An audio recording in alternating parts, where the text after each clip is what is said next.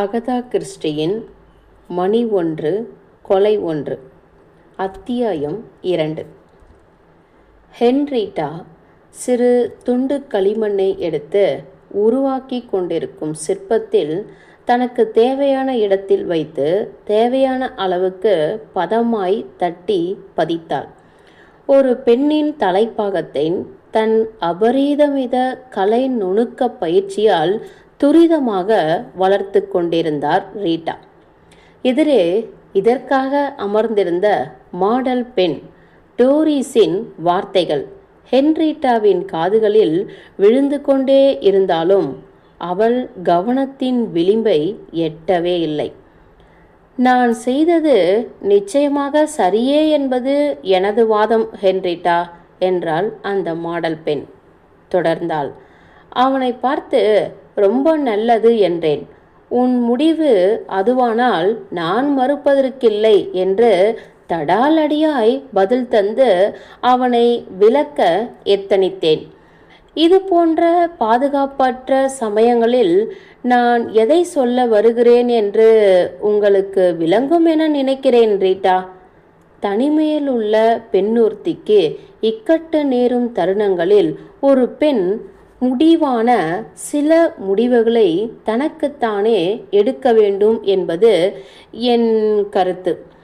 என்னை சந்தேகித்து யாராவது பேசி கேட்டு எனக்கு பழக்கமில்லை என்றேன். என் மீது இப்படி புரளி பேசியதிலிருந்து நீ எப்பொழுதும் இப்படிப்பட்ட அழுக்கு பிடித்த கற்பனையில் சஞ்சரிப்பவன் என்பது விளங்கிவிட்டது என கிளம்பினேன். அழகற்ற உடலை விரும்பலாம், மனதை?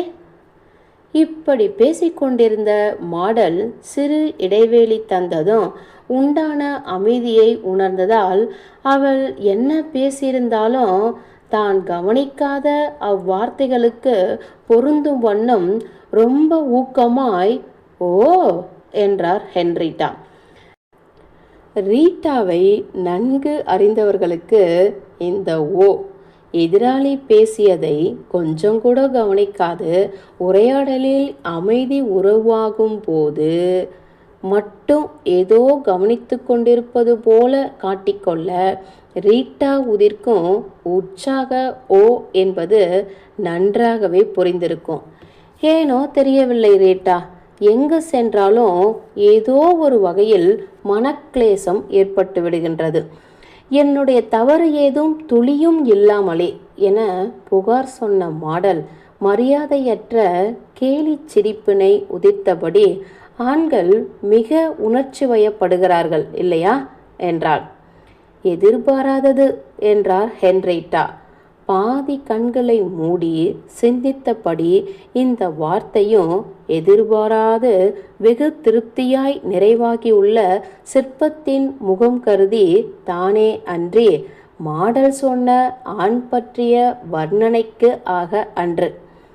அற்புதம் என மூடிய கண்களுக்குள் சிந்தித்து கொண்டார்.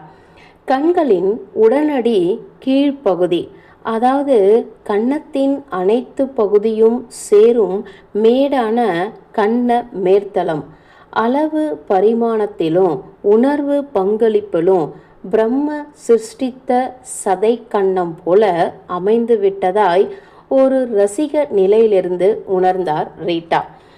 ஆனால் முகவாயே கொஞ்சம் கொஞ்சமாய் கோணி உள்ளது. கோணத்தை மாற்ற வேண்டும். மெனக்கிட்டு செதுக்க வேண்டிய அவயம். நுணுக்க வித்தை காட்டிதான் வெற்றி பெற முடியும். இம்முடிவுடன் கண்களை திறந்தவர் காதுகளில் ஏதோ பேசிக்கொண்டே இருந்திருக்கிற மாடலின் பின்வரும் கடைசி வார்த்தைகள் மட்டும் விழுந்தன. சதையின் மீது அப்படி என்னதான் தீராத வெறியோ? உன் நிலை பாவம் சங்கடம் மிகுந்ததாக இருந்திருக்க வேண்டும் என்றார் ஹென்ரீட்டா. அவள் பேசிய கடைசி வர்ணனையை மட்டும் காதுகளில் வாங்கி கொண்டு. அவன் மனைவி என்னையும் அவனையும் இணைத்து வைத்து பேசுகிறாளாம். உண்மையோ இல்லை இவன் கற்பனையோ? உண்மையெனில் தன்னை விட இளைய அழகானவர் மீதுதான் இச்சமுதாயம் எப்படிப்பட்ட குறுகிய பார்வை வைத்துள்ளது என மனதினை வாட வைக்கின்றது. முழு கவனத்துடன் சிலையின் முகவாயில் தன் அத்தனை திறனையும் கவனத்தையும் செலுத்தி கொண்டிருந்த ரீட்டா மீண்டும் ஓ என்றார். அதே ஓ. தன் எண்ணங்களை நீர்புகா பெட்டிகள் போல் மூடி வைத்து பணியாற்றும் ஜால வித்தையை வரமாய் பெற்றவர் ஹென்ரிட்டா. சீட்டுக்கட்டுகளை உள்ளங்கையில் அடுக்கி முனைப்போடு ரம்மியாடுவார். புள்ளி விவரம் தெரிந்து புத்திசாலித்தனமாய் உரையாடல் நிகழ்த்துவார். குழப்பமில்லாமல் செல்லும்படி நன்கு வடிவமைக்கப்பட்ட கடிதம் வரைவார். இவையெல்லாம் தனித்தனியாய் அல்ல, ஒரே நேரத்தில். இப்பொழுது ரீட்டாவின் கவனம் முழுவதும் அவர் கைகளின் நெளிவு சுழிவுகளில் வளர்ந்து வரும் நௌசிகாவின் தலையை வெகு சிறப்பாக செதுக்கி முடிப்பதிலேயே இருந்தது. வேறெதுவும் இவர் காதுகளை தாண்டி கருத்துக்குள் இறங்கவே முடியாது.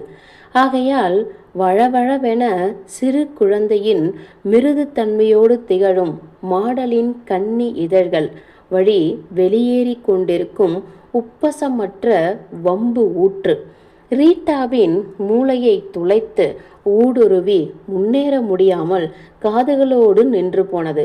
இருந்தாலும் இதனை மாடல் துளியும் அறிந்துவிடாவண்ணம் எந்த பிரயத்தனமும் இன்றி செயல்பட்டு அவள் அடித்து கொண்டிருந்த வம்பு பேச்சினை வளரவிட்டு கொண்டு இருந்தார். இது போன்ற பேசிக்கொண்டே இருக்கும் மாடல்கள் ஒன்றும் இவருக்கு புதிலல்ல. இந்த தொல்லை விளம்பரத்தை தொழிலாக கொண்டு பயிற்சி பெற்ற மாடல்களிடம் இருக்கவே இருக்காது. பொழுதுபோக்குக்காக மாதிரி பொருளாய் வந்தமரும் மாடல்கள் தங்கள் முதுகெலும்பு ஆடாமல் அசையாமல் மணிக்கணக்காய் நிறுத்தப்படுவதை எதிர்கொள்ளாமல் இல்லை. தங்களை பற்றிய நீண்ட அறிமுகம் செய்து கொள்ளும் வம்பில் ஈடுபட்டு விடுகின்றனர். ஆனால் ஹென்ரிட்டாவிற்கே உரிய குண அதிசயப்படி இந்த அரை நிகழ்வுகள் எதிலும் பட்டிராத ரீட்டாவின் நினைவுகள் மாடலின் சில கேள்விகளுக்கு சம்பந்தம் இல்லாமல் பதில் தந்து கொண்டிருந்தாலும் இங்கிருந்து பிரிந்து காது தூரத்தில் எங்கோ இறைவனின் கைகளில் குடிக்கொண்டுள்ள கலை என்னும் புண்ணிய லோகத்தில் உலவிக் கொண்டிருந்த அவரின் உடல், பொருள், ஆவி, நினைவுகள் அனைத்தும் நௌசிகா மீதே இருந்தன. அவை சாதாரண சிற்பம்தான். ஆனால் இதன் கண்கள் அப்பப்பா கொள்ளை அழகு, ரொம்ப கொள்ளையழகு என பூரண திருப்தியுடன் வர்ணித்த வண்ணமே இருந்தன. கண்களை செதுக்குவதில் முழு கவனமும் அழுந்தியிருந்த போதிலும் டோரிஸ் பேசுவதில் குறுக்கிடின்றி நடந்து கொண்டிருந்தார் ரீட்டா. அவர் பேசுவதை தடை பண்ணவில்லை. சிலையின் இதழ் செதுக்கப்படும் போது மட்டும் மாடலை பேசாமல் இருக்க கேட்டுக்கொள்வாள். மேல் கீழ் இதழ்களை சிறு இரு வளைவுகள் கொண்டு இளமை ததும்ப அமைக்கும்போது அவை வன்மத்தையும் பகைமையும் பீரிட்டு பிரதிபலிக்க வேண்டும் என்னும் எதிர்பார்ப்பு ரீட்டாவுக்குள் நிழலாடியது. இந்நினைப்பினூடே வடிக்கப்பட்டு கொண்டிருந்த சிலையினை ஆழ்ந்து நோக்கி கொண்டிருந்தவர், ஓ என்ன முட்டாள்தனம் என திடீர் வெறி ஏறியவராய் ஆவேசமாகி சிலை கண்களின் புருவ வில்லினை பாழ்படுத்தி விட்டதை கண்ணுற்று கொதிப்பானார். ஏன் தவறு நடந்துள்ளது என்று ஆராய்ந்தவர் புருவ எலும்பினை தூக்கி அதற்கு அதிக முக்கியத்துவம் கொடுத்து வளைந்து கவர வேண்டிய புருவ வில்லின் கூர்மையை சிறுமையாக்கி விட்டதை கண்டு பிடித்தார். இதை சரிப்படுத்த மீண்டும் களிமண் உருண்டைக்கும் வளர்ந்து கொண்டிருந்த சிலைக்கும் எதிர் மேடையில் சதையும் உதிரமும் கொண்டு அமர்ந்திருந்த பெண்ணுக்குமாய் முக்கோண பயணம் நடத்தினார் ஹென்ரிட்டா. டோரிஸ் தொடர்ந்தார். அவர் மனைவியும் அங்குதான் இருந்தார்.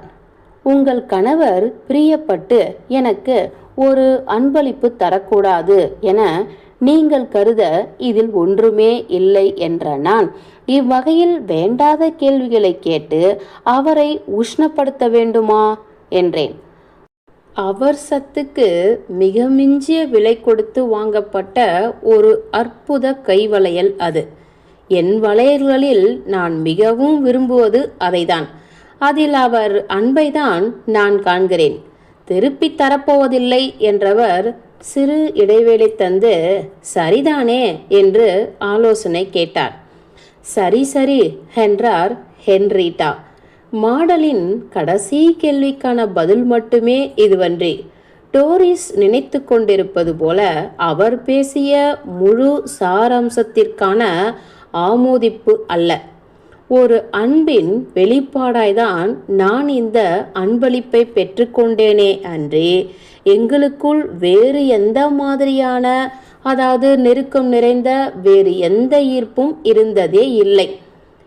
இப்ப சரி என்றார் முழு திருப்தியுடன். சிலையின் புருவ வெற்றியை பார்த்து இது தனக்குதான் என்று ஆசுவாசமானார் மாடல்.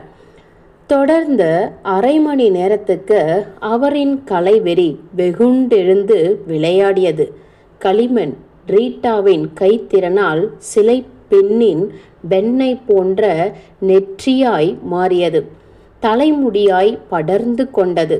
காது மடலாய் விரைத்தெழுந்தது. முகம் விறுவிறுவென உயிர் பெற்று கொண்டிருந்தது. இன்னும் சில மணி நேரங்களில் சிலை முழுவதுமாய் உருபெற்று உயிர் பெறும்போது ரீட்டாவை வதைத்து வந்த உபாதை கடந்த 2 வாரங்களாக அவருள் வளர்த்து குழித்திருந்த உபாதை ஒரு முடிவுக்கு வந்துவிடும். நௌசிகா. ரீட்டா நௌசிகாவாய் இருந்திருக்கிறார். நௌசிகாவுடன் தூங்கி எழுந்து காலை சிற்றுண்டி முடித்து அவளோடு கூட வெளிவாசல் சென்று வந்துள்ளார். நௌசிகா உயிர் துடிப்பாய் ஹென்ரிட்டாவுக்குள் நுழைந்து விட்டார். அமைதியற்ற பதைபதைப்புடன் நரம்பதிர தெரு தெருவாய் ஆவலாய் தேடி தேடி அலைந்திருக்கிறார் ஹென்ரிட்டா.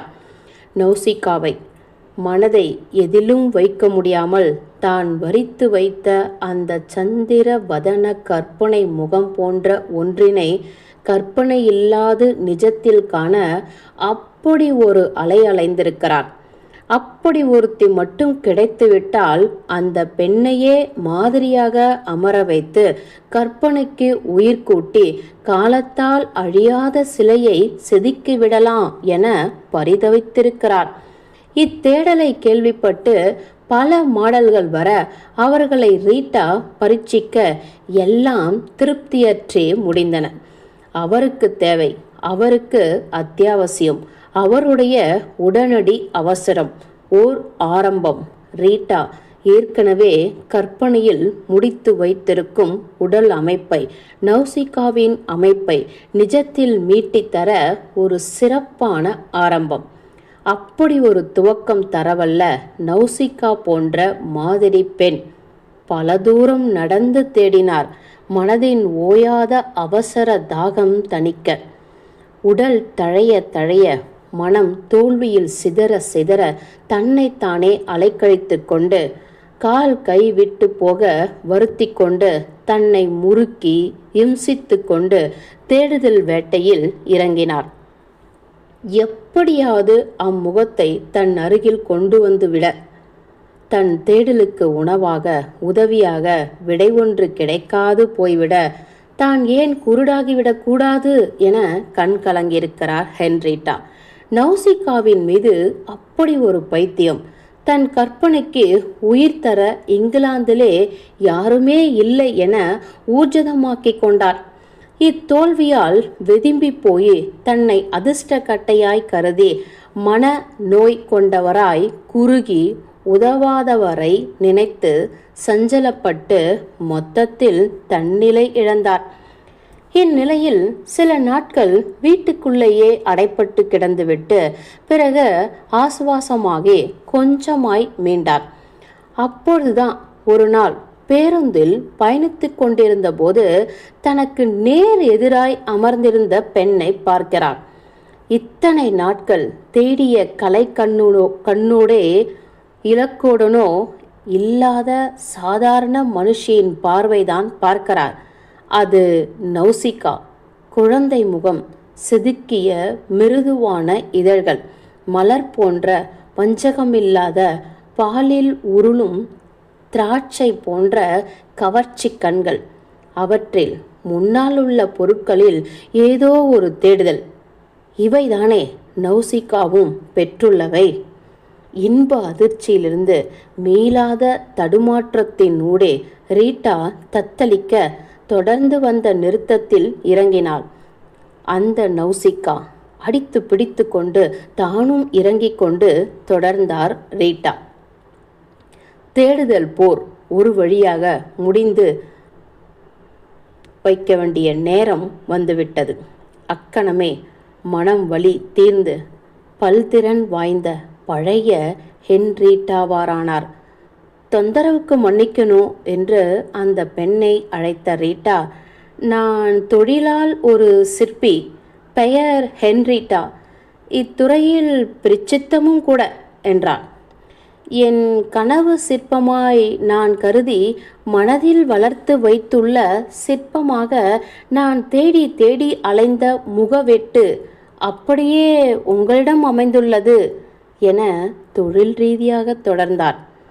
அந்த பெண்ணும் நட்புறவோடு தன்னிடம் இருந்து ஏதாவது எதிர்பார்க்கப்பட்டால் எப்படி அனுசரித்து பேசுவது என்ற நளினம் தெரிந்த முதிர்ச்சியோடு இருந்தாள். இருப்பினும் பயமாக உள்ளது என்றாள். நிஜமான ஒரு சிறு அந்தரங்க தயக்கத்தோடு, என் பெயர் டோரிஸ். சொல்வதற்கு மன்னிக்க, உங்கள் நோக்கம் எனக்கு புரியவில்லையே. மாதிரி பெண்ணாய் மாடலிங் செய்ததெல்லாம் எனக்கு வழக்கமில்லை. ஆனாலும் நீங்கள் பழகும் விதம் ஏனோ ஈர்த்துள்ளது என்றவர், முகம் மட்டுமென்றால் பரவாயில்லை, இது கூட நான் செய்ததில்லை, மற்றபடி வேறெந்த பாகமும். முகம் மட்டுமே என்ற ரீட்டா, இதற்கு என் அலுவலக வழக்கப்படி நான் தரும் தொகையை மறுக்கவே கூடாது என பேசி முடித்தார். இப்படி பிடிப்பட்ட நௌசிகா தான் மைய பொருளாக ஆக்கப்பட்டதை ரசித்தபடி இதோ மேடையில் மாதிரி பெண்ணாக, தான் ஒரு சிலையாக, இத்துறையில் ஜாம்பவானாக விளங்கும் ஒருவரின் கைத்திறனால் வளர்ந்து வருவதை கவனித்தும் பழக மிகவும் இனிமையான ஒருவரின் பரிபூரணமான நட்பு கிடைத்த மலர்ச்சியிலையும் இருந்தார் டோரிஸ். டோரிஸுக்கு அருகில் இருந்த மேஜையில் அவரது மூக்கு கண்ணாடி இருந்தது.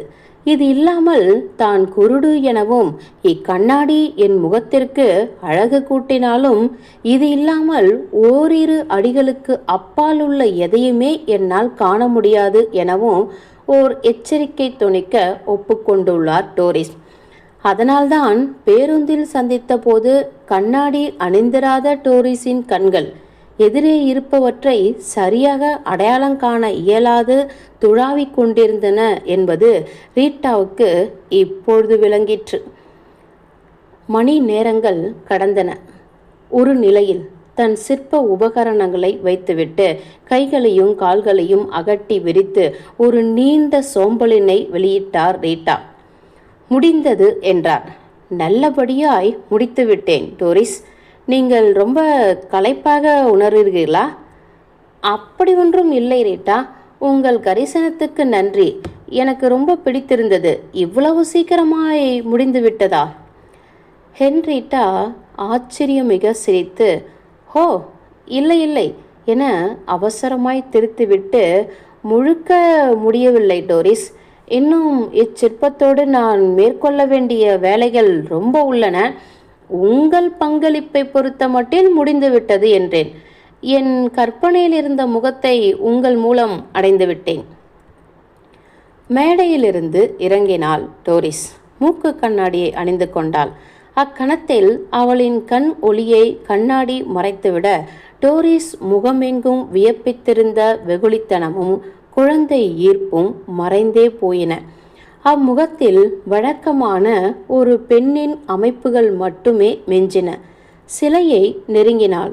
ஆர்வமாய் பார்த்து தன்னை தேடியவள், என்ன ஹென்ரிட்டா இது என்றார் ஒருவித தோல்வி தோய்ந்த குரலின்.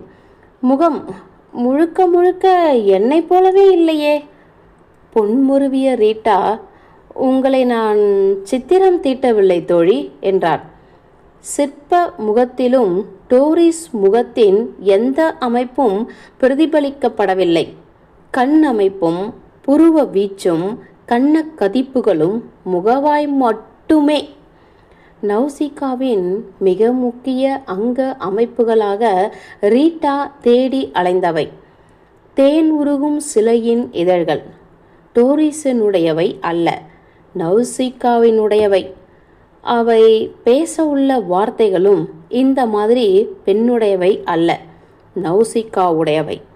நௌசிகா ஒரு குருட்டு பெண். அவள் மீது பலர் கவிதை பாடியுள்ளனர். இது இன்னும் சில நாட்களில். நௌசிகாவின் வேறு எந்த அங்க அவயங்களும் விரிவாக வடிவிக்கப்படவில்லை. எல்லாம் கற்பனையில் தான் உள்ளன. சரி ரீட்டா, நீங்கள் இன்னும் மெனக்கெட்டு கூர்மையாகும் போது சிற்பம் நிச்சயம் பொலிவு பெறும். இனி நான் தேவையில்லை அல்லவா? ஆமாம் டோரிஸ் என்றார் ரீட்டா. நீங்கள் ஒப்புக்கொண்ட இந்த அளவுக்கு ஒத்துழைப்பு நல்கியதற்கு மிக்க நன்றி அம்மா. நான் உங்களுக்கு கடமைப்பட்டிருக்கிறேன் என்றார். நீங்க வேற, நான் சிறிது நேரம் உங்கள் கை களிமண் போல அசைவற்று அமர்ந்திருந்தேன். அதை போய் ஒத்துழைப்பு அது இது என்று என விடை பெற்று சென்றாள் மாடல். நன்றி கடவுளே என்றார் ரீட்டா. தேடலும் அதன் பயனும் முடிந்தன. இனி நான் பரிபூரணமாக பழைய ரீட்டாவாகிவிடலாம் என துள்ளி குதித்து ஓடினார். அவருக்கு மிக பிடித்த பால் குறைந்த கருப்பு காஃபி போட. மூளையின் தேடல் ஆக்கிரமிப்பு அடங்கியதும் தாமதமின்றி ரீட்டாவின் மனம் விடுபட்டு போயிருந்த பழைய நினைப்புக்குள் மீண்டும் விழுந்தது. ஜான். ஜான் ஒரு முறை இப்பெயரை சொல்லிக்கொண்டதுமே அவர் உடலுக்குள் ஒரு கதகதப்பு ஓடி காதல் ஏக்கம் பரவி எண்ணத்தினை கொஞ்சம் வாட்டிவிட்டது. இருந்தாலும் இந்த ஏக்க உணர்வுகள், நாளை நான் ஹாலோ செல்லப் போகிறேன், அங்கு ஜானை பார்த்து விடலாம் என்னும் ஆறுதலால் மறைந்தன.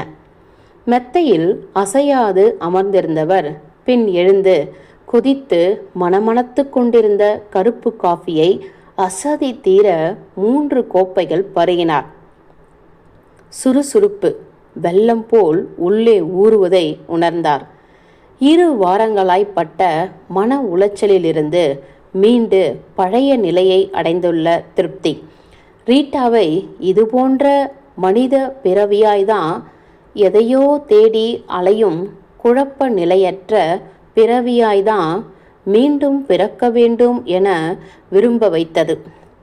தீவிர தேடுதல் வேட்கையோடு இண்டு இடுக்கெல்லாம் அலைந்த நிலை இனி எப்பிறவியிலையும் கூடாது. சக்தியெல்லாம் கழன்று போய் உபயோகமற்ற மன கிளேசம் நிறைந்த நிலை. மூடு பனியாய் மறைந்து போனதில் மாபெரும் விடுதலாய் உணர்ந்தார். இனி சந்தோஷமற்ற ஒருவித கலவரத்தோடு பார்க்கும் முகங்களெல்லாம் நௌசிகாவை தேடி தெரு தெருவாய் அலைய வேண்டாம்.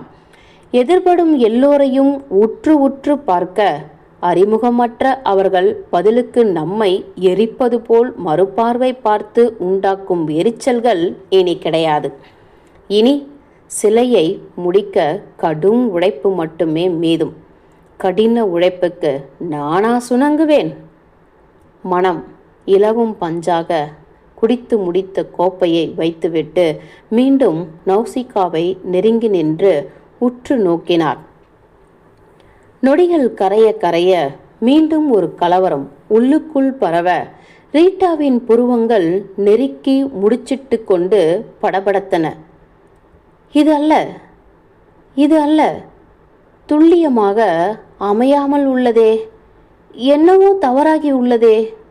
தவறாகிவிட்டதென்று உரைக்கும் மூளைக்கு என்ன தவறு என்று அறிய முடியவில்லையே. எது தவறாகி உள்ளது? எங்கு தப்பு நேர்ந்துள்ளது? மேலும் நௌசிகாவை நெருங்கி நின்று உற்று நோக்கினார். ஆமாம், அதோ அங்கே. தவறு அங்கே நேர்ந்துள்ளது.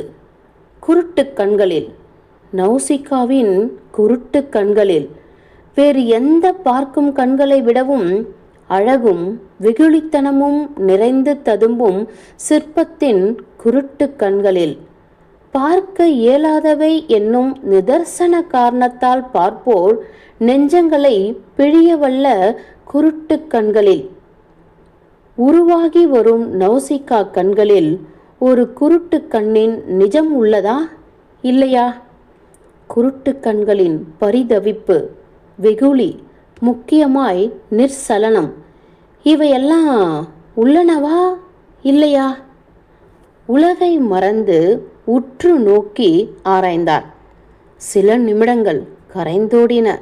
முடிவாய், இக்கண்களில், குருட்டு கண்களுக்கு உண்டான இயற்கை குண அதிசயங்கள் அனைத்தும் உள்ளன என முடிவெடுத்தவர், இருந்தாலும் இக்குண அதிசயங்களுடன் கூடவே இன்னும் என்னவோ வேறு சேர்ந்து உள்ளதே என சிறு எரிச்சல் கொண்டார். அந்த என்னவோ இருக்கக்கூடாது, ஆனால் இருக்கிறது. ஏதாவது குறைந்துள்ளதா என ஆராய போய் கூடியிருக்கிறது என தெரிந்ததால் உண்டான எரிச்சல். சிலையில் பிரதிபலித்தல் கூடுதல் பாவம். ரீட்டா திட்டமிடாதது. சிலை அமைப்பு மிக சரி. ஆமாம், நிச்சயமாக. பின் எப்படி அந்த கபடம் நிறைந்த சதி பாவம் கண்களில் பரவியது என்ற வினா ஊர்ஜிதமாகி அவரை பழையபடி நிலை கொள்ளாத ஆக்கிற்று. வன்மமும் பொறாமையும் கலந்து துன்முகி பார்வை. இதை யார் செதுக்கியது? நானா? மாதிரி பெண்ணின் உரையாடலை ரீட்டா கேட்கவே இல்லை. அவருக்கே உரிய குணப்படி டோரிஸின் உரையாடலை தனி பெட்டிக்குள் போட்டு பூட்டி தன்னை நெருங்கா வண்ணம் தான் பார்த்து கொண்டிருந்தார். இருப்பினும் எப்படியோ ரீட்டாவின் கருத்துக்குள் நுழையாமல் காதுக்குள் புகுந்த மாடலின் வார்த்தைகள் கை விரல்களில் வழிந்த களிமண் வேலைப்பாட்டில் முடிந்துள்ளன. இப்படி ஒரு வினை நிறைந்த முகமாய் விளைந்துவிட்ட முகத்தினை இனி நிச்சயமாய் மாற்ற இயலாது என்பது சிற்பி ரீட்டாவின் அனுபவத்துக்கு புரிந்து போயிற்று. இந்நினைவு விளைந்ததும் முதல் வேளையாய் சிலை அருகிலிருந்து விலகி நாற்காலிக்கு சென்றார் ஹென்ரிட்டா. இப்பொழுது சிலை குறித்து விளைந்திருப்பது ஒரு மனோநிலை. ஆமாம், நிச்சயமாய் இது ஒரு வகை பாவம், ஒரு கோணத்திலான நிலைப்பாடு. மனதின் இந்நிலைப்பாடு கொஞ்சம் இடைவெளி விட்டு நாளை காலை எழுந்து பார்க்கும்போது மாறுபட்டு நிற்கும். பொறுத்திருந்து பார்ப்போம். சிலையின் முகம் நிறைவடைந்த கையோடு அபிப்பிராயப்படுவதை விட கொஞ்சம் இடைவெளி விட்டு பார்த்தால்தான் நிஜ தளம் தொடும். இப்போதைக்கு குழப்பம் வேண்டாம் என முடிவெடுத்தார். கூடவே தைரிய வீணம் அடைந்த அச்சத்தோடு மனிதன் எவ்வளவு சீக்கிரம் கலக்கப்படுகிறான், காயப்படுகிறான் எனவும் ஆழமாய் நினைத்தார். தூக்கமும் தளர்ச்சியும் கலந்த நடையோடு இவரின் சில முக்கிய படைப்புகள் அடுக்கப்பட்டிருந்த சிற்பக்கூடத்தின் எதிர்மூலைக்கு சென்று அங்கு தியானம் செய்யும் நிலையில் இவர் தீட்டிருந்த ஒரு பக்தரின் சிற்பத்தில் கண்ணும் கருத்தும் பதிந்து நின்றார். ஹென்ரிட்டாவுக்கு இப்படி அப்படி மயிரிழை தவறியிருந்தாலும் பக்தி பாவம் சிதைந்திருக்கும். அவ்வாறு ஏதும் நிகழாது பக்தி ரசம் சொட்டும் அற்புத படைப்பு என திருப்தி பெருக வைத்த இவர் படைப்பு வருடக்கணக்காய் புதையலாய் பாதுகாத்து வரும் இவர் உயிர் கலக்கம் கண்டுள்ள இவர் மனதிற்கு ஆறுதலாய் அமைந்தது.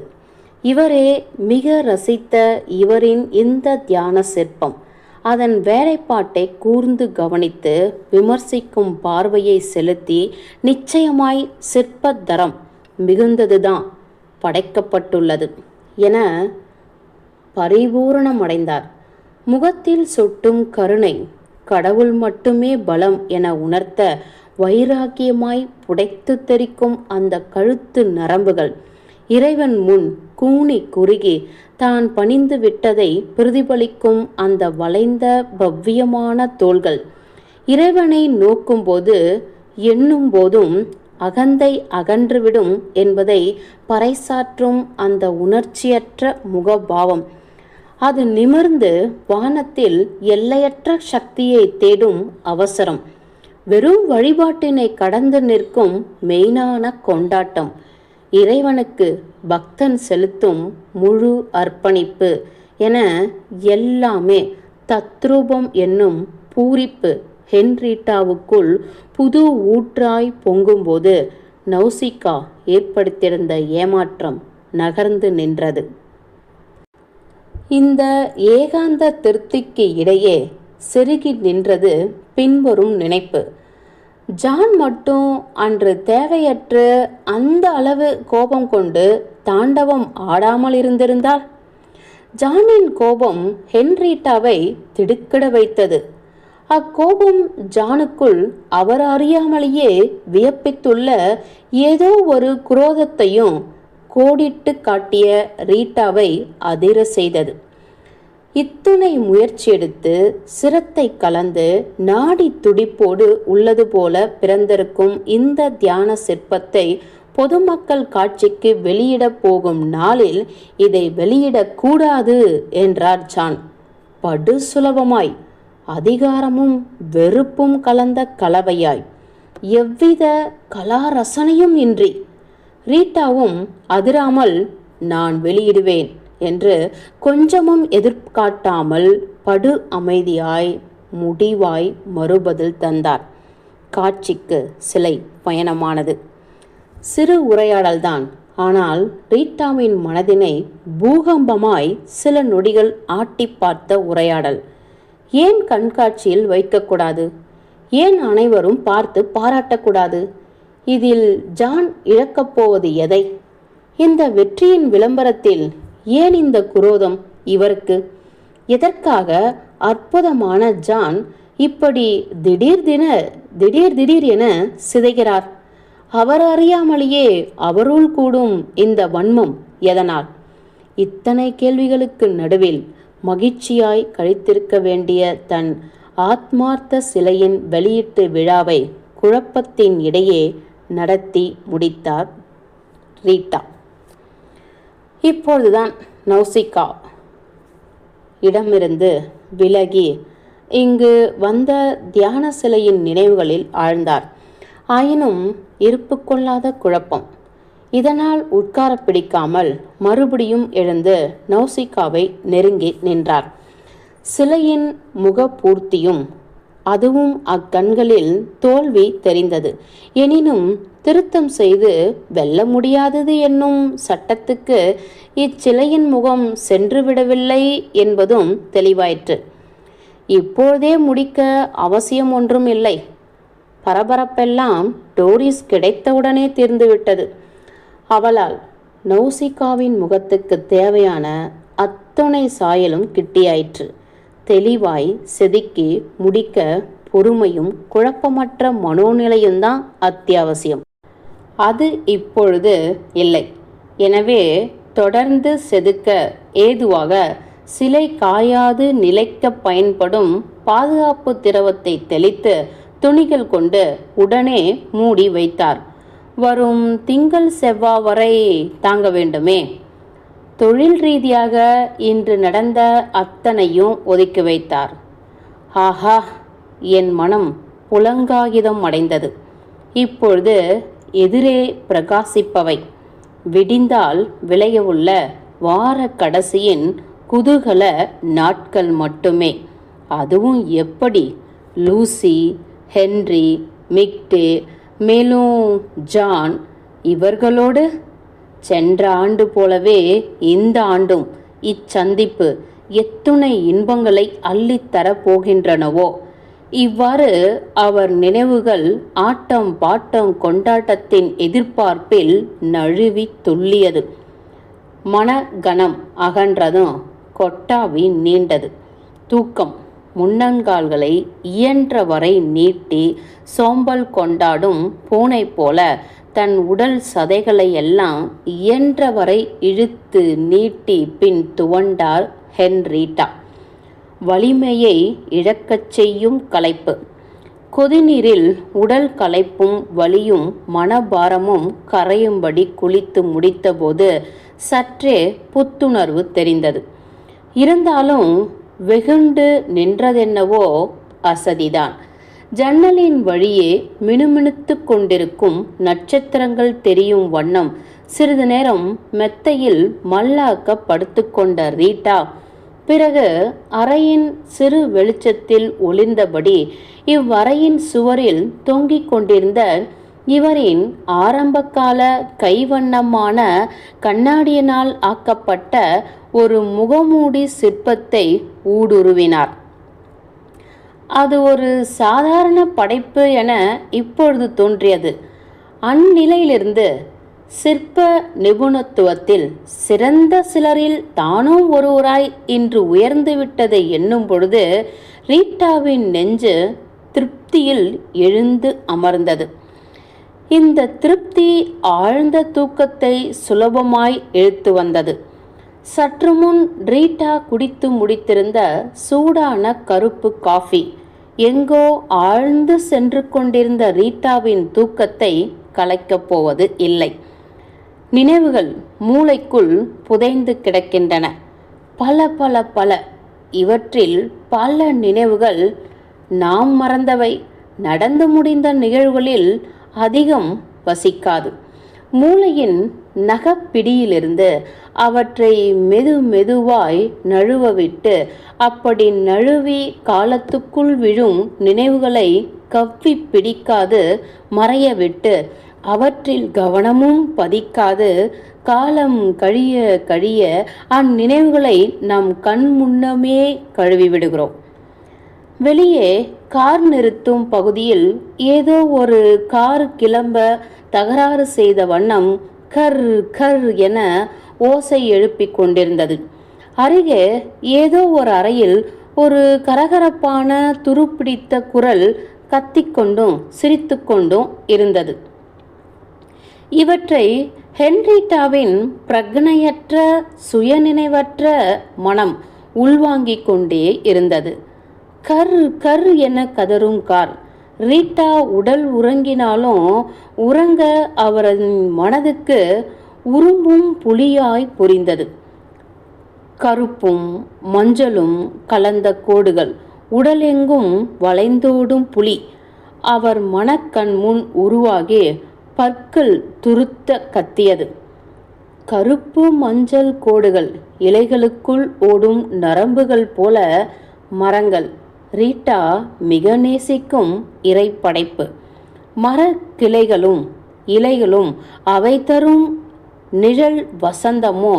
மரங்கள் அப்படியே கூட கூட குளிமை நிறைந்த அற்புத காடு. காடு உடனே சலசலவென சப்தம். சப்தம் தரும் ஓடை, விரிந்த நீரோடை. கடலில் கலக்க என ஆரம்பித்து ஓடோடும் நதி. நடுவே நுழைந்து போய் வருகிறேன் என கொக்கரிக்கும் அடுத்த கரை. கரகரக்கும் குரல், கரகரப்பு. John John. ரீட்டா அருகே இருந்த நாற்காலியில் அமர்கிறார். இரவு உணவு நடக்கிறது. அவரை பார்த்து சிரிக்கிறார் ரீட்டா. பாவம். ஜான் வழக்கம் போல கோபத்தின் கைகளில். உணவு முடிந்து வெளியே வரும்பொழுது இருட்டு. இரவு காற்று. காற்றில் கார் பறக்கிறது. அல்ல அல்ல, மிதக்கிறது. ரீட்டாவுக்கு மிகவும் பிடித்த கார் பயணம், அதுவும் குளிர்காற்று பயணம். உராய்வற்று வீசும் காற்றாய் தங்கு தடையின்றி லண்டனை விட்டே எங்கோ குறிவைத்து கார் சீறுகிறது. மரங்களை கீறி தடைகளை கடந்து இதோ ஹாலோவுக்குள் நுழைந்து விட்டது. விமானம் போல தரையிறங்கி, hello, wow, Lucy, Henry, John, John, ரிச்வே நோய், ஹோ, அன்பு, ஜான், ரிச்வே நோய், ஜான். இப்படியெல்லாம் தாவி தாவி பறந்த ரீட்டாவின் சுய நினைவற்ற உள்மனம் திடுமென கரைந்து காணாமல் போக, தூக்கத்தில் நேர்ந்த இந்த அனுபவத்தால் துக்ககரமான கிளேசம். ரீட்டா மனம் முழுதும் பயம், மூச்சை நிறுத்துவது போன்ற ஒரு குற்ற உணர்வு தொண்டையை அடைக்க, அவளை அறியாமலேயே செய்துவிட்ட கொலை இப்பொழுது அவளுள் பூதகரமாய் எழ, ஹக்கென வியர்த்து விறுவிறுக்க சுய பிரக்னைகளுக்குள் நுழைந்தார் ஹென்ரிட்டா. தூக்கம் கலைந்தது கலைந்தது. கலவையாய் சிதறடித்த துர்சொப்பனத்தால் என்பதால் நெஞ்சு துடிதுடித்து விரல்கள் நடுங்கின. வியர்த்தது, மூச்சு வாங்கிற்று. ஸ்திரமாக்கிக் கொள்ள தண்ணீர் தேவைப்பட அருகிலிருந்த கோப்பை நீரை அருந்தினார். நெற்றியை தாங்கிக் கொண்டு பேய் அறைந்தார் போல வெறித்து பூமியை பார்த்தார். எத்தனை எத்தனை கலவையான எண்ணங்கள்! அந்த கடல், ஆறு, விண்ணில் ஏறி பறக்கும் கார், புலி, ஜான், அவர் கோபம், ஹோ என விக்கித்தார். நான் அறியாமலேயே செய்துவிட்ட கொலை எது? அது யாரை, எப்பொழுது என தட்டு தடுமாறி சிந்திக்கும் போது விடையாய் விரிந்தாள். நௌசிகா. நௌசிகா? சில நொடிகள் நழுவின. மெதுவாய், தளர்வாய், விருப்பமின்றி படுக்கையிலிருந்து இறங்கினார் ஹென்ரிட்டா. விளக்கு போட்டு ஒளி தந்து அறையின் குறுக்காய் சத்தின்றி நடந்து சுற்றப்பட்டு வைக்கப்பட்டிருந்த நௌசிகாவின் துணி கட்டினை அவிழ்த்தார். மிக ஆழமான உள் மூச்சினை இழுத்துவிட்டு முகம் மட்டும் செதுக்கப்பட்டிருந்த சிலைனை நினைவு சிதறல் ஏதுமின்றி உற்று நோக்கினார். இது நௌசிகா அல்ல, டோரிஸ். உள்ளம் தாங்கிக் கொள்ளா வேதனை ஹென்ரிட்டாக்குள் பாய்ந்தது. ரண வேதனை. நான் சரி செய்து விடுவேன், நான் சரி செய்தே விடுவேன் என தழுதழுக்க சொல்லிக்கொண்டார். ஆனால் முடியாதே என்னும் நிதர்சனம் தெளிவான போது அவர் உடலும் சதையும் பீத்தெறியப்பட்ட நரக வேதனை அடைந்தார். விரக்தி பொங்க நினைத்து கொண்டார். பூனையின் கதையாயிற்று என முடிவாக்கி கொண்டார்.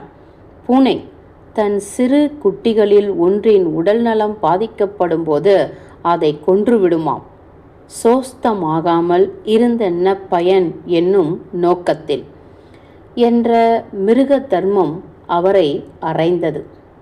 தன் தலையை இடவலமாய் ஏதோ தீர்க்கமான முடிவெடுத்துவிட்ட பாவனையில் உலுக்கிவிட்டு கொண்டார். பின் கீழே களி சக்கரத்தில் வைக்கப்பட்டிருந்த களிமண் அனைத்தையும் வழித்தெடுத்து அருகிலிருந்த சிறு களிக்கிடங்கில் கொண்டு போய் போட்டார். கைகளில் மீதம் ஒட்டிருந்த களிமண்ணினை பார்த்து நீண்ட பெருமூச்செறிந்தார். நௌசிக்காக உடலும் மனமும் திருகி போகும் அளவு தான் தெரு தெருவாய் அலைந்தது நினைவில் ஆடிற்று. தன் முயற்சி அனைத்தும் பூஜ்ஜியத்தில் நிலைத்து நௌசிகாவை வெற்றிடமாக்கிவிட்ட வலியோடு கை களிமண் முழுவதையும் கழுவிவிட்டார். நௌசிகா என தனக்குத்தானே ஆதங்கம் பெருக அழைத்து பார்த்தார் ரீட்டா. இனி அவள் வரமாட்டாள் என வருத்தம் தோய நினைத்து கொண்டார். நௌசிகா கருவானாள், பிறந்தாள், குலைத்து போனாள், எனவே இறந்தும் போனாள். ஆச்சரியம் என எண்ணினார். நம்மை அறியாமலே நாம் தாக்கம் கொண்டு விடும் அதிசயத்தை நினைந்து. டோரிஸ் கூறிய எந்த வார்த்தையையும் காது கொடுத்து கருத்துக்குள் நுழைத்து கொள்ளும் வண்ணம் ரீட்டா கேட்கவே இல்லை. ஆயினும் வெறும் வம்பு நிறைந்த மாடலின் விஷயமற்ற வசனங்கள் ரீட்டாவின் மூளைக்குள் இறங்கி அவர் அறியாமலேயே அவருக்குள் தாக்கத்தை ஏற்படுத்தி அவரின் கட்டளையின்றி கை விரல்கள் வழியே சிலைக்குள் வழிந்து நிலைத்துள்ளன. டோரிஸ் பேசிய வசனங்கள் மட்டுமே அந்த மாடலின் குண அதிசயத்தை முழுவதுமாக பிரதிபலித்து, இதோ நௌசிகாவுக்கு பதிலாக டோரிஸாய் உருப்பெற்றுவிட்டது. கடைசியில் இப்பொழுது நிற்கும் நௌசிகா, அதாவது டோரிஸ், ரீட்டா எதிர்பார்த்த உயிர்த்துவத்தினை இழந்து நிற்கும் வெறும் களிமண், நாளையே சிதைக்கப்பட்டு வேறொரு சிற்பமாய் மாறப்போகும் மூலப்பொருள். இந்த அனுபவத்தால் ஹென்ரிட்டாவின் உள்ளே உறங்கும் கலைஞன் விழித்தெழுந்து கேட்டான், எனில் இதுதான் மரணமா? இன்று ஓர் உருவமாகவும் நாளை மற்றொரு உருவமாகவும் மாறுவதுதான் மரணமா? மாற்றம் நியதியினால் மாறும்போது மரணம்தான் நிகழ்கிறதா? நௌசிகா டோரிஸாய் மாறிவிட்டதால் இறந்து போய்விட்டாளா? ஆம், இறந்துதான் போய்விட்டாள். இவ்விதமாய் உயர்பட்ச சிந்தனைக்குள் வீழ்ந்தார் ரீட்டா. ஒருவர் சாயல் இன்னொருவர் மீது விழுந்து நிலைப்பது இயற்கைதானா? அப்படியெனில் குழந்தையாய் பிறந்தவுடன் நம்மீது நிலைத்திருப்பது யாரின் சாயல்? நாம் இறைவன் திருக்கரங்களில் வெகு நாட்கள் இருந்துவிட்டு இங்கு பிறப்பதால் இறைவனின் சாயலா? அதனால்தான் எல்லா குழந்தைகளும் ஆசாபாசமின்றி சாமியின் நிலையிலேயே வருகின்றனவா? அடிக்கடி சித்தர்கள் கேட்டுக்கொள்ளும் பொது கேள்வியும் கூடவே ரீட்டாவின் நினைவுக்குள் நிழலாடிற்று. என் நிஜம் எங்கே? அது முழு மனிதன், அந்த உண்மையான மனிதன், அவன் எங்கே? என் நெற்றியில் தெரிகிறது பாருங்கள். நல்லா பாருங்கள். இறைவனின் சாயல் என் தலையெழுத்தில் இருக்கிறதா? பாருங்கள். ஒருவேளை இப்படித்தான் ஜான் தேடிக்கொண்டிருக்கிறாரா? அடிக்கடி தன் திராணி எல்லாம் கரைந்து போய் ஜடமாய் தானாகிவிட்டதாய் மறுகிறாரே, எதிலும் ஈடுபாடின்றி, பற்றின்றி, ஈர்ப்பின்றி, சித்தர் போல. இதை சுட்டிக்காட்டத்தான் தூக்கத்தின் அடியாழத்தில் ரிச்வே நோய் என்ற பேய் அலறல் தோன்றியதா? ரிச்வே நோய் என்றால் எந்த புத்தகத்தில் அல்லது எந்த மருத்துவரை கேட்பது?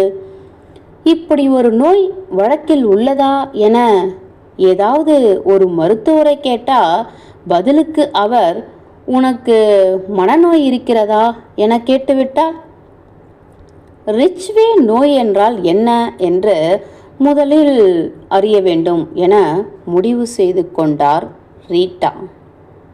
பகுதி 2 முடிந்தது. Agatha Christie.